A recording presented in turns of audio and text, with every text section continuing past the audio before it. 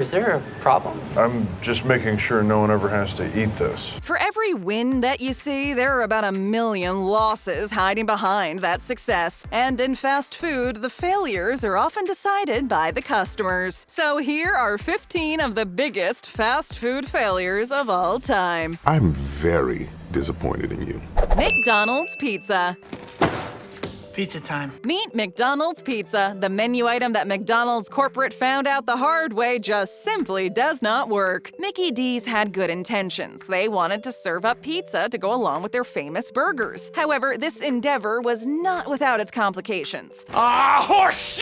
First of all, pizza requires an oven for baking, and every McDonald's location needed to be fitted with a special oven that could cook frozen pizza in 6 minutes. So there were all of the renovations required for that. Then, McDonald's had another issue with logistics, the drive-thru. Not only could the pizza boxes physically not fit through the drive-thru windows, but altogether the pizzas took 11 minutes to prep and cook, which was way too much time for a drive-thru lineup. All in all, McDonald's pizza was a gigantic fail from just about every single angle possible.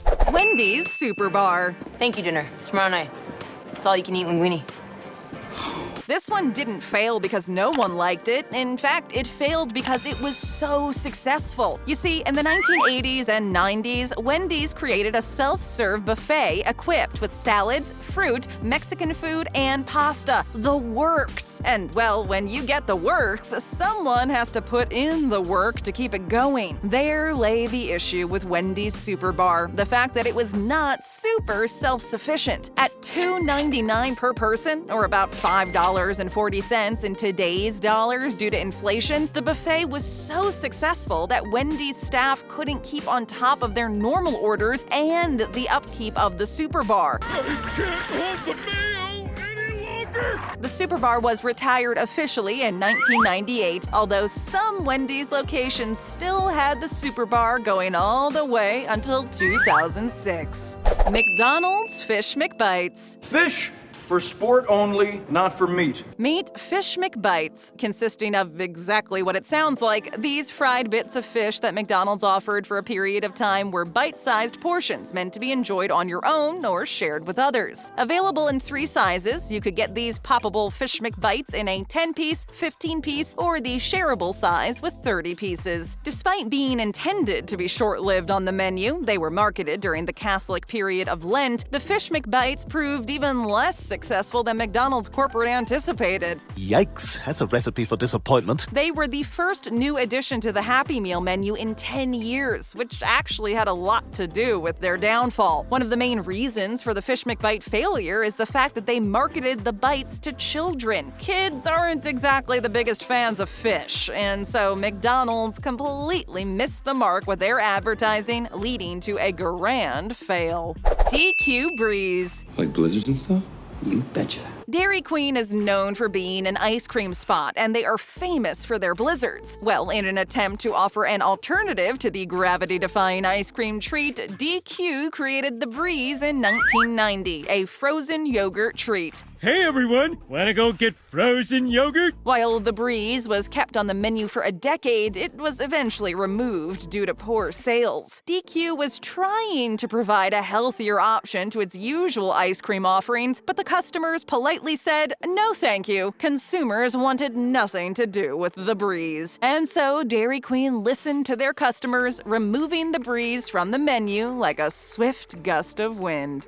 Domino's Oreo Dessert Pizza. Mother, Oreo smoothie now! Some things are better in theory than in practice, and Domino's Oreo dessert pizza is definitely one of those things. We can picture the team at corporate brainstorming this idea and feeling like absolute kings, only to actually put out the product and feel kinda like total fools. Oops. Supposedly, this dessert was so sweet, so chewy, and just all around so extra that it almost got booted from the menu as quickly as it arrived. The giant dessert pizza had a cookie crust topped with Oreo bits all over with an incredibly sweet and not to mention sticky vanilla syrup. Sounds like a recipe for awesomeness. Well, reviews claimed that it was actually a recipe for culinary disaster, and it would appear as though Domino's listened to their customers' cries because they removed the Oreo dessert pizza from the menu altogether.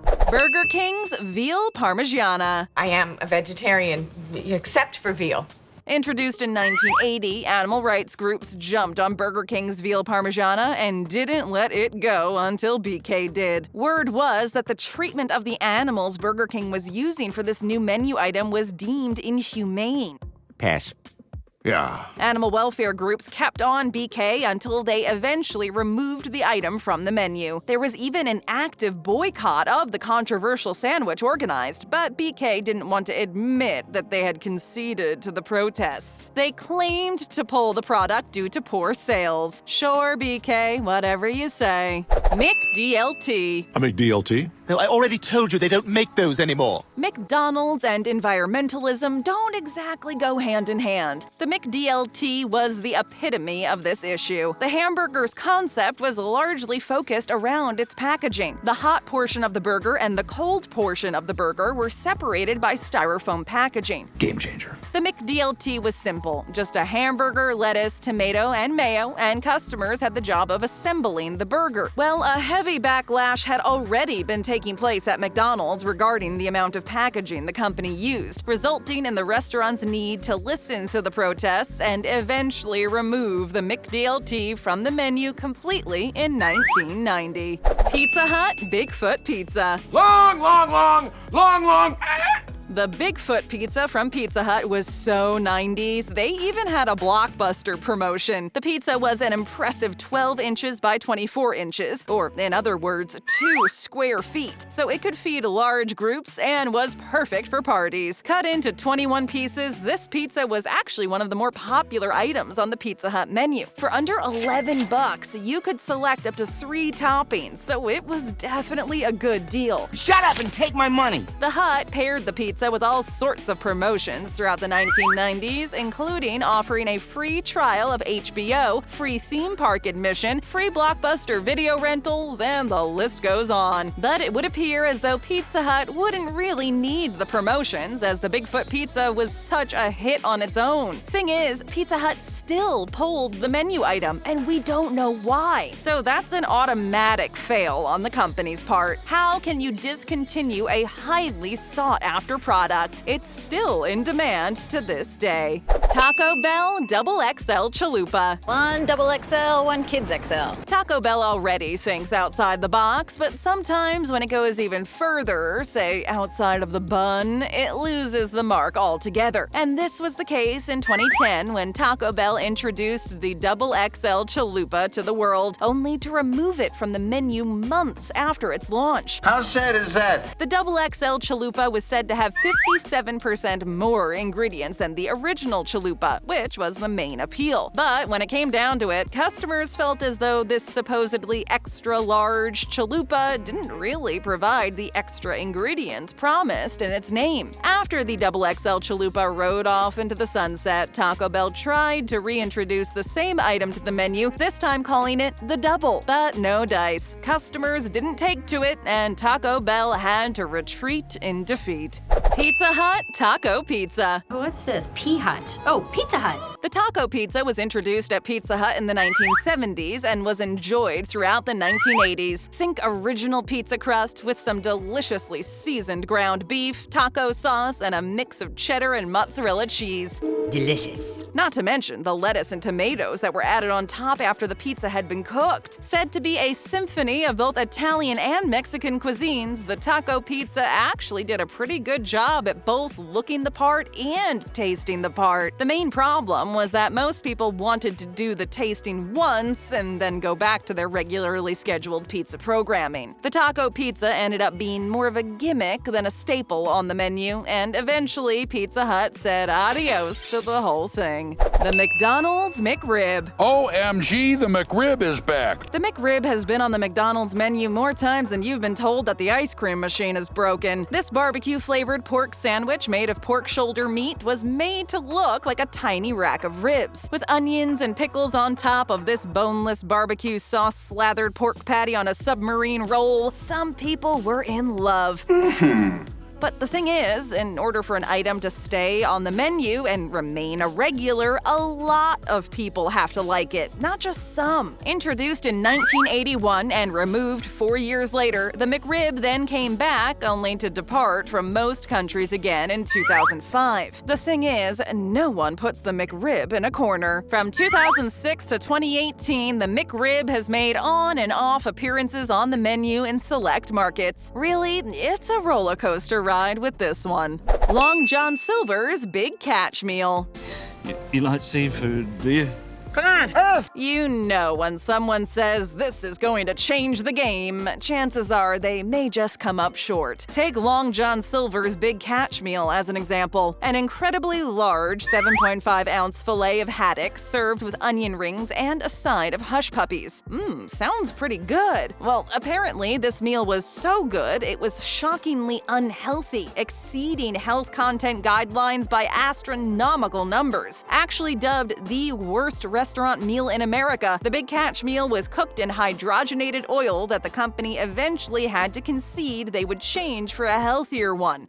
It's for the best. While Long John Silver's introduced this meal in May 2013, by August of the same year, it was no longer an option on the menu. And with a claim to fame like the worst restaurant meal in America, can we really blame them? Burger King's Halloween Whopper. Jeez, you had to take me to such a dump. Burger King was booked up.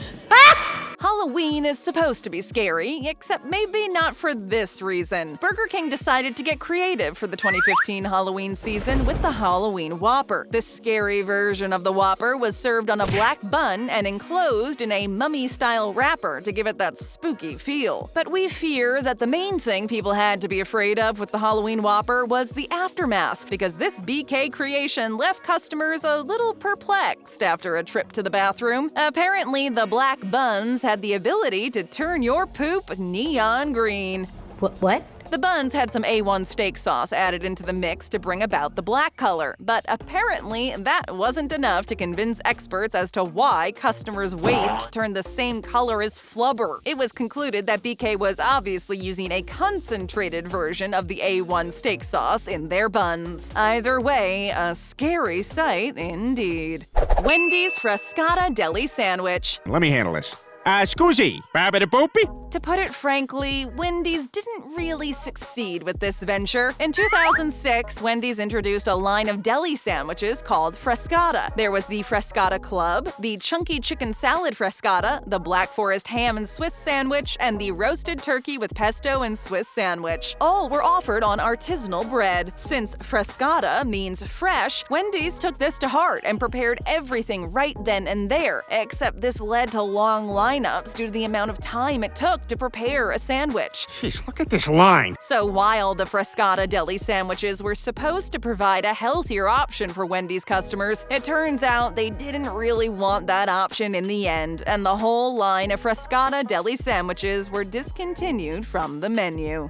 McDonald's Hula Burger. It's like a hula hoop, right? The Hula Burger was created around the same time as the filet of fish as an answer for American Catholics who were not eating meat on Fridays. This meatless burger was introduced at Mickey D's in the 1960s, and it was quickly removed from the menu, since in the end, the filet of fish proved superior with customers. The Hula Burger was a slice of grilled pineapple with cheese on a bun. That doesn't sound right. McDonald's could tell that this one was going to be a non-starter pretty fast, and so they quickly discontinued the burger. Perhaps if they had accompanied it with a complimentary hula hoop, people would have been more enthused about eating a grilled piece of pineapple on a bun. Not bad. Not bad. We're serving up more great videos. Just tap or click, hit that subscribe button, and ring that bell to join our notification squad. And hey, leave us a comment.